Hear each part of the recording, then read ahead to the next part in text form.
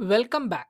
In this lecture, we are going to understand about Azure AKS on a very high level. So AKS is nothing but Azure Kubernetes Service. So it is very highly available, secure, and then fully managed Kubernetes service on Microsoft Azure Cloud.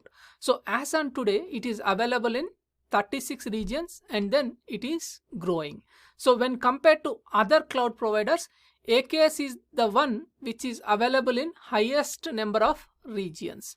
So we can run any type of workloads on this AKS. For example, so Windows based workloads like .NET applications or Linux supported applications like Java applications or Node.js or whatever we want, and IoT device deployments, and in addition to that machine learning model training with AKS. So everything more or less we can do, any type of workloads we can run on AKS. So that's the reason it is a very powerful service provided by Azure Cloud. So now, so on a very high level, let's see about Kubernetes architecture, how it is going to look from AKS perspective. So we are going to have a very detailed architecture discussion with core Kubernetes and in comparison with AKS later.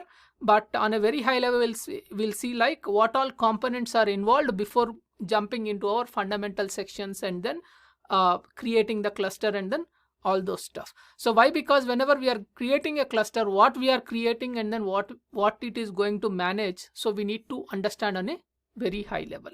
So for that purpose, a little bit of intro about AKS Kubernetes architecture is provided here. So in any Kubernetes, so we know that it will have a cluster control plane and also equivalent worker nodes. So in Azure perspective, so we are going to look it in such a way that, so we'll have a Azure AKS cluster control plane and Azure AKS node pools. So usually in regular Kubernetes, you call the nodes as worker nodes, and in AWS, you call it as managed node groups.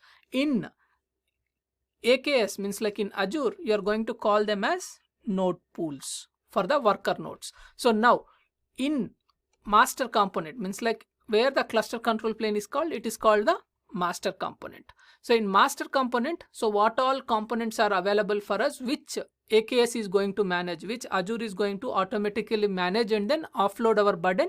So we are going to look into, right? So container runtime Docker. So this is common across master and then all the worker nodes to run our respective pods related to our components present inside that master, right?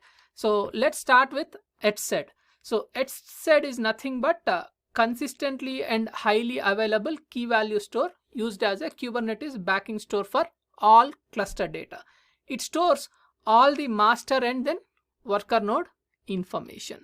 So next is kube scheduler. So it is responsible for distributing containers across multiple nodes, which is nothing but multiple worker nodes. It watches for newly created pods with no assigned node and selects a node for them to run on. And next is kube API server. So this is one more component available here. So it acts as a front end for the Kubernetes control plane.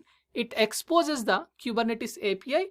So command line tools like kubectl or users and even the master components like scheduler, controller manager, and etcd and worker node components like kubelet, everything can talk to this kube API server to perform the operations on the master, right? So and next comes the kube control manager. So controllers are responsible for noticing and then responding when nodes, containers or endpoints go down. So we'll have different controllers available here. So node controllers who are responsible for noticing and responding when worker nodes are down, are replication controllers responsible for maintaining the correct number of pods for every application, or endpoint controllers and then service account and then token controllers. So many controllers will be available for us under this kube controller manager. And let's go to the worker nodes. So in worker nodes, again the common thing here is container runtime, right? So, and in container runtime is the underlying software where we run all the Kubernetes components. So we are using Docker, but we have other runtime options like RKT or Containerd, etc. So now next comes the kubelet, so which is heart for the worker nodes. So kubelet is the agent that runs on every node in the cluster. So this agent is responsible for making sure that containers are running in a pod on a node, and these will be always in constant communication with the kube scheduler. So kube scheduler from master node talks to worker nodes to the kubelet, and finally the kube proxy. So it is a network proxy that runs on each node in your cluster. It maintains the network rules on the nodes. So this is on a very high level about AKS Kubernetes architecture. So in our next lecture, we'll go ahead and then create the AKS cluster. So I'll see you in the next lecture. Until then, bye bye. Thank you.